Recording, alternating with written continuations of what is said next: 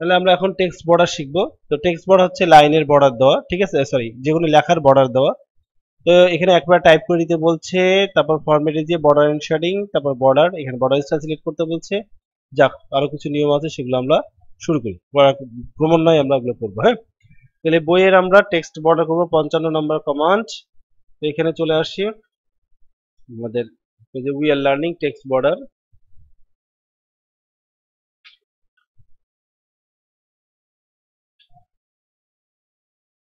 এই জায়গাটা আমরা সিলেক্ট করে নিব, যতটুকু বর্ডার দিব, দিয়ে আমরা চলে যাব মাউসের ফরম্যাট, বর্ডার এন্ড শেডিং, দেন এখান থেকে বর্ডার, এখান থেকে বর্ডার স্টাইল আছে, যে স্টাইল আছে সেই স্টাইলটা নিয়ে নিব যেটা পছন্দ। এখান থেকে কালার চেঞ্জ করতে পারবো, যে কোনো কালার দিয়ে দিতে পারবো বর্ডারে। এখান থেকে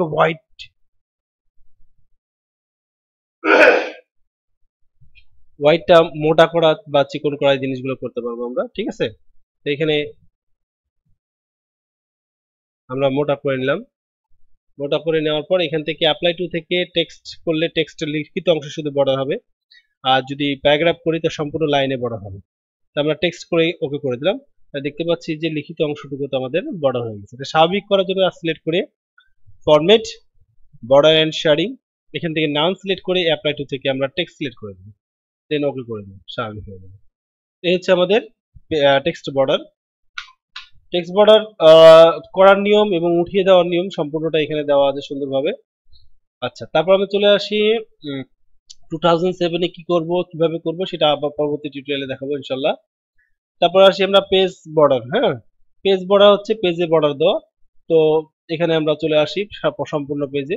তো এই পেজে চলে আসি we are learning page border.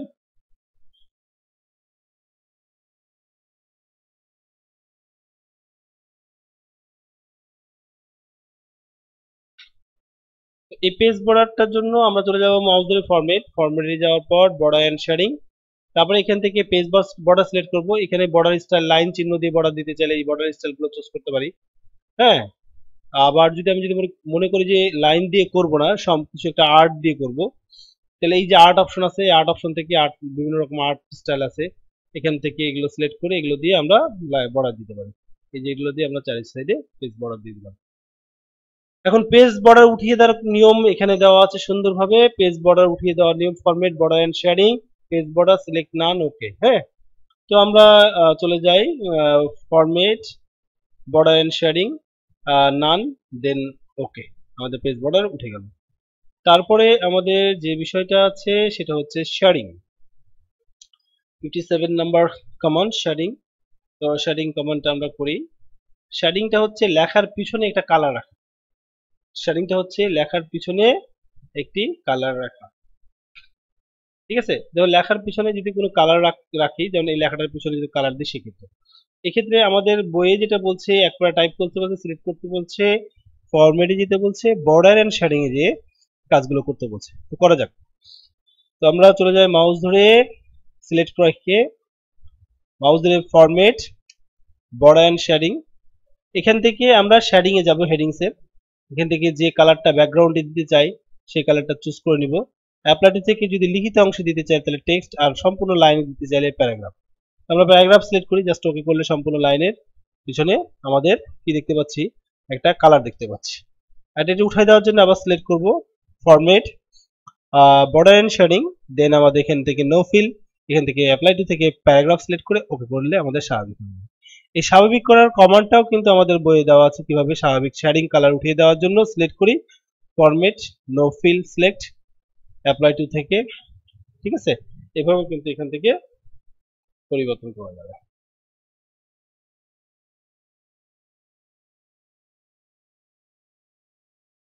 তারপর হচ্ছে ড্রপ ক্যাপ। ড্রপ ক্যাপটার জন্য আমরা কি করব, drop cap we are learning drop cap. Drop cap হচ্ছে যে কোনো গল্পের প্রথমে অক্ষরটা কিন্তু অনেক বড় করে দেওয়া থাকে, সেটা হচ্ছে ড্রপ ক্যাপ। তো এটা করার জন্য আমাদের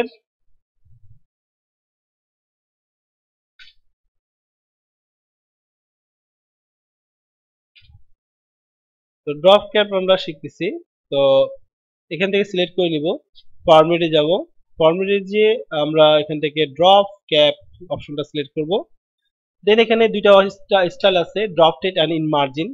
তো যে স্টাইলটা আমার পছন্দ সেই স্টাইলটা আমরা চুজ করে নিব, দেন ওকে করে দিলে আমাদের দেখবো যে প্রথম অক্ষরটা আমাদের বড় হয়ে গেছে। এভাবে কিন্তু আমরা কাজ করতে পারি। স্বাভাবিক করার জন্য সিলেক্ট করে চলে যাবো মাউস ধরে ফরম্যাট, ড্রপ ক্যাপ, এখান থেকে নান সিলেক্ট করে তারপর ওকে করে আসবো। তাহলে ড্রপ ক্যাপ আমরা শিখে গেলাম, কোনো অসুবিধা নাই ইনশাল্লাহ। এই কমান্ড গুলো যদি একবারে আমার দেখানো দিয়ে যদি আপনি বুঝতে না পারেন, তাহলে আপনি মোবাইলে ভিডিওটা চালু করে থামিয়ে আবার নিজে কম্পিউটারে প্র্যাকটিস করবেন, আবার থামিয়ে প্র্যাকটিস করবেন। এভাবে করলে আপনার দেখাও হবে, প্র্যাকটিসও হয়ে যাবে একসাথে। তারপর আমরা চলে আসি, ড্রপ ক্যাপ কমান্ডটা হয়ে গেল আমাদের। এরপরে আমরা চলে আসবো কলামস। এবার 2007 কিভাবে করতে হয় সেই জিনিসটা আমরা 2007 এর টিউটোরিয়ালের লিংক দেওয়া থাকবে আপনাদের ডিসক্রিপশনে, সেই লিঙ্কসটা আপনারা দেখে নেবেন। কলামস হচ্ছে, কলাম আনার নিয়মটা খুবই ইম্পর্টেন্ট। এই কলাম আনার নিয়মটা শুরু করে যাক। ফরম্যাটে যে columns, number of columns, line between থাকবে, অ্যাপ্লাই টু থাকবে। এখন শুরু করা যাক। এখন column, we are learning column. Column, তো এখানে আমরা কলাম নেওয়ার জন্য আমরা ফরম্যাটে চলে যাব। ফরম্যাটে যে কলামসে যাব, দুইটা কলাম নিলে দুইটা, তিনটা কলাম নিলে তিনটা, বা এখানে লিখে দিতে পারবো। ঠিক আছে, এখানে লিখে দিতে পারবো। তো 3 লিখি আপাতত। প্রত্যেকটা লাইন কলামের যখন লেখা শেষ হবে অন্য কলামে যাবে, তখন তার মাঝে লাইন আসবে একটা, এই যে লাইন চিহ্ন দেখাচ্ছে রিভিউতে, প্রিভিউতে। আর এখান থেকে আমরা এখানে দিস পয়েন্ট আছে, হোল ডকুমেন্ট আছে, এটা আমরা একটু পরে দেখাচ্ছি। ওকে করে নিই। এই যে আমরা কলাম চলে আসছে। এই কলামটা উঠিয়ে দেওয়ার জন্য, বা এই কলামে লেখা শেষ হয়নি, এই কলামে যাওয়ার জন্য আমরা কি করব, এন্টার চাপতে থাকবো যতক্ষণ পর্যন্ত অন্য কলামে না যাবে। হ্যাঁ, অন্য কলামে যখন চলে আসবে তখন আমরা এন্টার চাপাটা থামিয়ে দেবো। এই যে লাইন চলে আসছে, আবার দেখতে পাচ্ছি লাইনও চলে আসছে।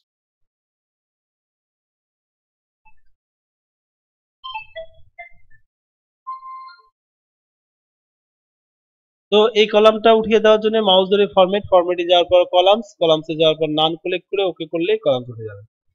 এখন এটা হলো যে এখানে আমি লিখলাম, কিন্তু আমার কলামটা এই লাইনের পর থেকে আমরা কলামটা নিব। অনেক সময় প্রতিষ্ঠানের হেডিং থাকে, যেমন আমরা দিতে পারি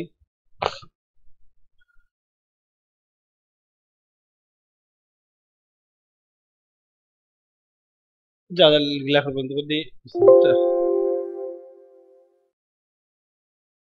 সেন্টার নিয়ে এসে আমরা এই জাস্ট এখান থেকে আমরা কলামটা নিতে, যেখানে কার্সার লাফাচ্ছে। তো ফরম্যাটে যাব, ফরম্যাটে যে নাম্বার অফ কলামস, এখানে 2, এখানে দিস পয়েন্ট ফরওয়ার্ড দেবো, অ্যাপ্লাই টু থেকে দিস পয়েন্ট ফরওয়ার্ড দেবো। দেন ওকে করলে আমরা যেখান থেকে কার্সার ছিল সেখান থেকে কলামটা আসবে। এটা আমাদের প্রয়োজন হয়, কারণ প্রতিষ্ঠানের হেডিংস দেওয়ার প্রয়োজন হয়, আবার নিচে তোমার কলামস রাখার প্রয়োজন হয় কোশ্চেন তৈরি করার ক্ষেত্রে বা বিভিন্ন কাজে। সেক্ষেত্রে আমরা দিস পয়েন্ট ফরওয়ার্ড, আপনার হেডিংসের পরে আমরা কলাম দেওয়ার জন্য এই দিস পয়েন্ট ফরওয়ার্ড অ্যাপ্লাই করতে পারি। ফরম্যাটে যে কলামস, এই যে দিস পয়েন্ট, অ্যাপ্লাই টু থেকে দিস পয়েন্ট ফরওয়ার্ড। হ্যাঁ, এই হচ্ছে আমাদের বিষয়। এখন উঠাই দেওয়ার জন্য আমরা ফরম্যাটে যাব, ফরম্যাটে যে কলামসে যাব, কলামসে যে ওয়ান সিলেক্ট করে ওকে করে দেবো।